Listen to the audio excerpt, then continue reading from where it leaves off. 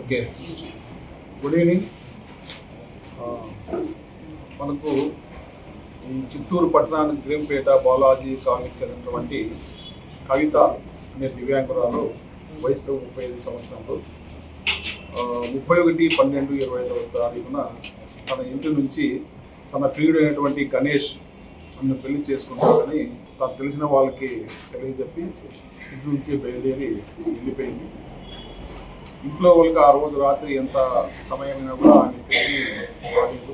మరుసటి రోజు వాళ్ళకి అనుమానం వచ్చి ఈ వికలాంగులు ఈ గణేష్ ఈ కవితకు ఇద్దరికి ప్రేమ వ్యవహారం ఉన్నందువల్ల ఆమె ప్రేమ వ్యవహారంలో గతంలో చాలాసార్లు పంచాయతీ చేసినటువంటి వికలాంగుల అసోసియేషన్ ఉన్నటువంటి మురళి చంద్రశేఖర్ ఆ కవిత యొక్క మొబైల్ నంబర్ ఆధారంగా టెక్నికల్గా ఆమె జీడినల్లూరు ఎన్ఆర్పేట ముతుకూరు గ్రామ పరిసర ప్రాంతంలో స్విచ్ ఆఫ్ అయినందువల్ల క్షుణ్ణంగా ఆ ఏరియాలో పొదల్లోనూ కాలనీల్లోనూ చెరువులు తర్వాత పొంక ప్రాంతాల్లోనూ సర్చ్ చేయడం జరిగింది. కానీ ఇలాంటి ఆమె సంబంధించిన ఆచూకీ లభ్యం కాలేదు. మళ్ళా ముద్దాయి ఆచూకీ కోసము పోలీసులు టీమ్గా ఏర్పడి అతన్ని పట్టుకోవడం జరిగింది. అంటే ఆమె ఎప్పుడైతే మిస్ అయిందో అతనిపై అనుమానం కానీ ఆ సమయంలో కూడా అతన్ని పోలీసులు విచారించడం జరిగింది. కానీ అతను ఎలాంటి సమాచారం అప్పుడు మనకు చెప్పలేదు.